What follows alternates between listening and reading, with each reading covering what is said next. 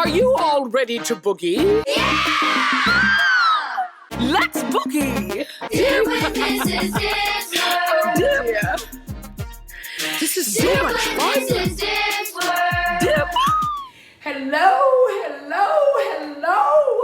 My name is Mrs. Dipsworth, and I am coming to you live. I've always wanted to say that. I am coming to you live from the Lenora Rolla Heritage Center Museum. Now, I am here for a little bit of story time. Now, this is not your average story time, so I want you to strap on your seatbelts, get ready, because we're going to have a wonderful time. Now, if you don't know, a little bit about me, I am Mrs. Dipsworth, and I know everything. I know everything there is to know about everything in the whole wide world. Some call it magic. I'll tell you about that a little bit later, but I want you to relax and enjoy now. Before we jump into story time, I want to explain a little something to you. Story time is much more than sitting and listening to your parent or grandparent or whomever or yourself read a story. In order to really enjoy a story, there's a few things that you need to know. We don't just look at the words on the paper or look at the pictures if you can't quite read yet. There's more to it, because in order to really enjoy a good story, obviously you have to use your eyes, because you want to see the words, you want to see the pictures, but I'm willing to bet that you didn't know that you also have to use your ears. You have to use your ears because, oh dear, you want to be able to listen to whomever is reading, or maybe the sound of your own voice, or maybe, just maybe, you imagine that you hear the sounds going on in the book, like jungle sounds, or animal sounds, or music sounds, or whatever. Now, you use your eyes, and you use your ears. Now, you also use your mouth. Oh, Mrs. Dipsworth, how do you use your mouth to enjoy a story? It's simple. You use your mouth to taste the wonderful things in the story. Now, of course, it's virtual. You're using your imagination up here, but you think about the taste of something like, oh dear, like, my grandmother used to make these amazing chocolate chip cookies, and they were so gooey, so, oh my dear. Oh, I'm sorry, I got sidetracked. But you think about the taste of the things that you see in the book. Is there food in the book? Is there a bad taste of something in the book? Last but not least, you use your nose. What do we do with our noses? Well, we smell things, of course. What do we smell? Use your imagination. What do you smell in the book? Do you smell something that's tasty, like my grandmother's chocolate chip gooey cookies? I'm not going there again. No, anything you can imagine. So now we use our eyes to see the words, to see the pictures. We use our ears so that we can hear the music, hear the sounds in the book. We use our mouth because perhaps there is something that we can taste in the book. Last but not least, we use our nose so that we can smell the smells in the book. Now, I want you to say with me nice and loudly now, eyes. Oh, no. I said loudly. Eyes. All right, one more time, nice and loud. Eyes, good. Ears, good. Mouth, oh dear. Nose. Okay, one more time, faster. Eyes, ears, mouth, nose. Again, eyes, ears, mouth, nose. And now here's where the song comes in. I'm always up for a good song. So, now, oh dear, how does it go? It goes, Eyes and ears and mouth and nose. That is how the story goes. Would you like to try that? Let's try it with no music first, really slowly. Here we go, let's try it. Eyes and ears and mouth and nose. That is how the story goes. Oh my goodness, that was wonderful. Now, let's try it with music. All right, here we go. All right.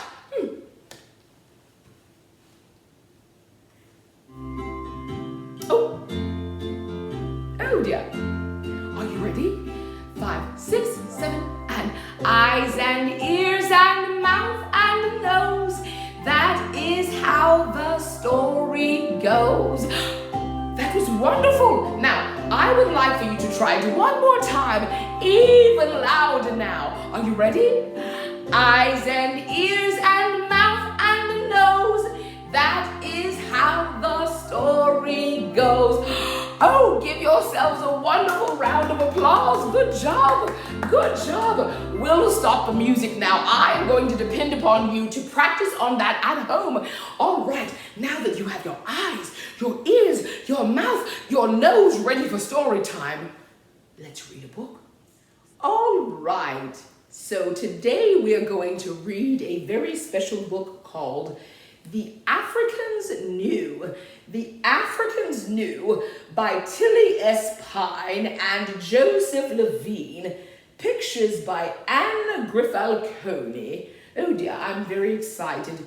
The Africans Knew. Let's see here now. Oh dear, Mrs. Dipsworth, don't tear up the books. Let's see here now. Oh dear, what's beautiful pictures here. Beautiful pictures. All right, the Africans knew. Thousands of years ago, the people who lived in Africa knew how to smelt iron and shape tools, make sculptures and carvings, send messages over long distances, irrigate their crops. Not all Africans knew how to do all of these things. Different groups of Africans lived in different parts of this very large land. Some lived in highlands, some lived in lowlands, some lived in forests, and others lived on the plains. Some lived near oceans and rivers, others lived far from the water. Each group of people used the things they found around them to help them in their daily living. Wonderful. This book tells you about some of the wonderful things that the Africans knew and did so long, long ago. Oh dear, I'm so excited about this. Let's see here now. I want to dedicate this book to two little friends that I recently met and fell in love with, Simone and, oh dear, I love him so much. Simone and Bean. We're just going to call her Bean. That's what I called her. Her name is Bean. What an adorable pair of little girls. Beautiful little girls. All right, so the Africans knew how to make fire without matches. Oh dear. They rubbed two pieces of wood together, a hard piece and a soft piece. They turned the hard wood against the soft one very, very fast. This rubbing made wood dust. And rubbing the wood, oh dear, made the dust hot. So hot that it started to burn. They used this burning wood dust to start their fires. Ooh. Today, we can make fires without matches. We turn a wheel of a cigarette lighter. Well, we don't, not you and I, because, children, we don't. Okay, well, grown-ups, turn the wheel of a cigarette lighter. The turning wheel rubs against the flint that is touching it, just like here. Rubs against the flint that is touching it. The rubbing wears away tiny pieces of flint and makes them hot enough to become sparks. These sparks light the fuel gas from the wick in the lighter. You can find out that rubbing makes heat. Rub sandpaper back and forth very quickly on a piece of wood. Touch the wood. Does it feel warm? Oh, yes, it does. The rubbing makes heat. Do you know what else you can rub and feel warm? Put both of your hands together and rub them for, 5 or 10 seconds, and then touch your face. Warm. Oh, goodness, the Africans knew, didn't they? Here we go. The Africans knew how to get iron out of soil. They were among the first charcoal and green twigs in their clay furnaces. Oh, they made fires of charcoal and green twigs in their clay furnaces. They put rust-colored soil called iron ore. Oh, go to the Google and look that one up. It's really great. Into the furnaces and pumped in air with bellows made of animal skin right there. So it looks like, all right. The hot melted iron flowed out into clay molds through a cut in the furnace, and the melted iron cooled and began to harden. Before it became too hard, the Africans hammered and hammered the iron into strong and long-lasting tools, sort of like a hammer or an axe. They used the tools to help them with their farming. Oh, wonderful. Today, we too know how to get iron out of iron ore. We use huge furnaces made out of bricks and steel to do this. We say we are smelting. Oh dear, I love that word. It's like melting but with an S. Smelting. Try it. Smelting. One more time. Smelting. Yes, we say we are smelting iron. We also smelt other ores to get to different metals. We shape these metals and use them when we build bridges and houses, cars and planes, and when we make pots and pans. Oh dear. Now, you can do this. You can make your own iron ore. You can use new steel wool. Where do I get steel wool? Perhaps there is some in my kitchen that my mom or my grandmother or my father scrubs the dishes with. Oh dear, let's check it out. You do this because there is iron in the steel. Put a wet blotter into a wide bowl. What is a blotter? I bet a paper towel would do. A wet blotter into a wide bowl. Rub 2 pieces of steel wool against each other over the wet blotter. You see the shreds of steel wool fall onto the blotter. Now cover the bowl. Look at the shreds every half hour. That's every 30 minutes. Get your parents to help you with this. What do you see? The shreds are turning red. The iron in the shreds is rusting. The water in the blotter and the air in the bowl are making the iron in the steel wool turn back to iron ore. Ooh. Now, I can tell you another time that probably happened and you didn't even mean to. That one time when your mother told you to wash dishes and you put all of the dishes in the sink, in the water, and left it for a few days because she wasn't paying attention. Then you pull out a fork or something and there's a red coloring around the edge. That's rust. It's going back to its iron ore. Oh dear, this is so exciting. Oh dear, let's see. The Africans knew how to make bronze figures. They made bronze by melting copper and tin together. To make a bronze figure, they first shaped a figure of wet soil, like potted plant soil, and poured melted beeswax over it. The wax cooled and hardened, and they covered the wax with layers of wet clay and earth. When this dried, the Africans heated the whole figure. The wax inside melted and flowed out through special holes in the figure. They poured in the hot melted bronze, and when the melted bronze cooled and hardened, oh dear, this is so exciting, the Africans broke away, chip, chip, chip, the outer layers of the clay and earth. Now they had a beautiful bronze figure. They used their bronze figures in religious ceremonies. Now, today, we still make metal figures in the same way that the Africans did. This way of making metal figures is the oldest way that we know. We call it casting. Everyone say casting. Yes, one more time. Casting. Oh, good. Oh, good. So we have also found other ways of casting metal figures. We make iron, bronze, copper, aluminum, and gold castings. I'll bet you have some in your house. You never thought about it. Oh dear, you can cast your own metal figures. Oh, okay. Use a small toy casting set that you can buy in a toy store. Read the directions and ask a grown-up to help you to make your own casting. You might also visit a museum.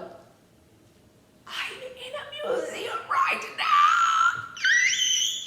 Okay, hold on. Oh dear, sorry. Oh yeah, you might also visit a museum to see some of the old bronze figures that the Africans cast long, long ago. Oh dear, I have a wonderful idea. What if in your refrigerator, I have a better idea. What if in your sink you have water? Water that can run out of the sink. What if in your cabinet or your pantry you have a cup? Now, if you take that cup, it is your mold. We'll call that the mold, not the stinky stuff that grows on old food, but the thing that's going to shape your sculpture. Let's just say you fill that cup up with water, about, yay high or so. Let's just say you put it in the freezer and you come back in just a few hours.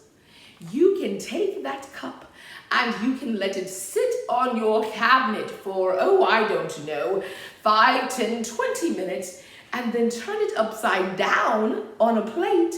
And what comes out is your casting, your own ice sculpture. Now, you can also put it in a styrofoam cup, and you can peel away the cup and have your own ice sculpture, much like the Africans did. Now, for many years, scientists have been digging into the earth, into different parts of Africa. They have been looking for different things which could tell them how the Africans lived long ago. The scientists found masks and pottery and smelting furnaces and sculpture and tools and musical instruments, dams and irrigation ditches. The things they found showed them that the Africans knew how to do some things long before some other people did. Scientists are still digging in the earth of Africa. Perhaps they will find new things that will tell them about Africans that lived long, long ago. Now, what do we say at the end of a good book? We say, the end.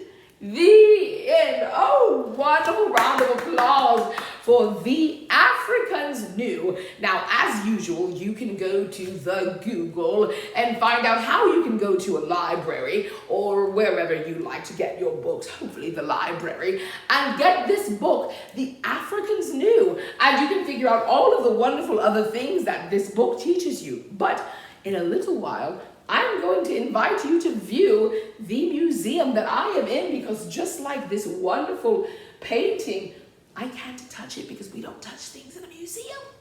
I'm already sitting dangerously close, but I hope you enjoyed the story. One more time, friends, The Africans Knew. So, have you ever thought to yourself, I am going to tell my mom or my dad or my sisters and brothers or cousins or friends, I'm going to tell them something because somehow I just know that this is, the thing. Like, let's say you hear a song that you think is amazing. Everybody thinks that it's not the greatest or they've never even heard of it before. And you say, hello, I would love for you to listen to a new song. And it goes like this. And no one pays attention to you. No one thinks it's a great song. And then all of a sudden, a week or 2 or 3 or 7 pass by and you hear the song being played on the radio and television and in your home, and your mother is singing in the shower listening to the song that you said was great 1, 2, 3, 4, 7 weeks ago. And you're thinking, well, I knew that all along. I knew that all along. Well, this book, The Africans Knew, talks about an entire continent of people who knew things long ago that other continents and other people learned and adapted and picked up so that you could have a lot of really fun and cool things to do. Here is my challenge to you, friends. If you know something, oh, don't be a meanie about it, but share with your friends, share with your family, share with anyone who will listen. It is very important that we don't spend thousands of years wondering what exactly it is that you knew. Tell us now, what do you know? What can you share? What can you give as a gift to the world? I can't wait to hear. Now, remember when I told you that I know everything there is to know about everything in the whole wide world? Well, it's true. It's true. Now, most people call it magic, but if you're really, really quiet and you listen really, really closely, I will let you in on a little bit of my magic secret. Now, the fact that I know everything about everything in the whole wide world has nothing to do with magic. I'll tell you a thing. When I was, 4 or 5 years old, my mother bought me a book. She bought me a book. I learned to read that first book and I fell in love with the words and with the stories. Pretty soon, I started to read everything that I could get my hands on. Oh dear, I would read the backs of green beans cans. I would read signs on the walls and people's t-shirts. I even read that little piece of paper that came in our VCR box. You don't know what a VCR is, you? No worries. Well, it's the same. Oh, don't worry about it. It's before your time. But I would read everything that I could get my hands on. I kept reading and reading and reading, and that is the key to my magic. That is how I came to know everything there is to know about everything in the whole wide world. Now, there's only one thing that I love to do, almost as much as I love to read. I love to boogie. Oh my goodness, okay, I love to boogie. Now, oh dear, so all of the boogieing that we do, all of the dancing, all of the singing, all of those things, they're only simple mathematics. If you can count to 4, then you can be the best boogier in town, I tell you. So let's see here now. Oh, let's practice. Oh dear, I know that you're old enough to count to 4. Humor me if you would. All right, let's see. 1, 2, 3, 4. And then sometimes we go to 8, but we won't complicate matters. So 1, 2, 3, 4. So I am going to teach you my Mrs. Dipsworth's boogie dance. It's called Dip with Mrs. Dipsworth. Now, you'll go to your, oh dear, go that way. All right, so pretend like these are your dancing feet. You're going to go that way. You go 1, 2, 3, 4, and then you take your boogie feet back that way. 1, 2, 3, 4. Yes. Now, then we're going to boogie backwards. 1, 2, 3, 4. And the last set of 4 can be any boogie you like. As diverse and different as you are, so should be your boogie. Oh, okay. Oh, let's just say that you like to play baseball. Well, your boogie might look like you're throwing a ball. You might go boogie, boogie, boogie, boogie. Oh yes. Oh dear. Oh, what if you like to draw or paint? Your boogie might look like this. Boogie, boogie, boogie. Oh dear, I get so excited when he gets to this part. Now, I look in the mirror all the time and I think, oh dear, Mrs. Dipsworth, you are becoming mighty round. So, no worries, I do a boogie that is round. So my boogie goes round and round and round and round. All right, now, are you ready? One more time, we're going to go 1, 2, 3, 4. 1, 2, 3, 4. Backwards. 1, 2, 3, 4. And boogie 2, 3, 4. Boogie 2. Oh, I did more than my 4. Are you ready? Oh, let's try it out. Let me hear some good old boogie music. Oh dear, I'm so excited. All right, are you all ready to boogie? I can't hear you. Come on, let's boogie. And go. 1, 2, 3, 4. 1, 2, 3, 4. Back. 1, 2, 3, 4. And boogie. 2, 3, 4. Oh dear. I went past my 4. Oh, let's try it again. Do you want to try it again? Okay. 5, 6, 7, and 1, 2, 3, 4. Good. 1, 2, 3, 4. Back. 1, 2, 3, 4. And boogie. Oh dear. Oh dear. Oh dear. I can't make it stop. Oh, stop the music. Oh dear. Oh dear. Oh dear. I almost boogied myself into a smithereen. Oh dear. So there you have it, friends. All I want you to do is take time out of your busy schedule. I want you to pick up a book. I want you to read. And therein lies the magic. Therein lies your power to know everything there is to know about everything in the whole wide world. Most importantly, friends, don't ever get too bogged down to boogie.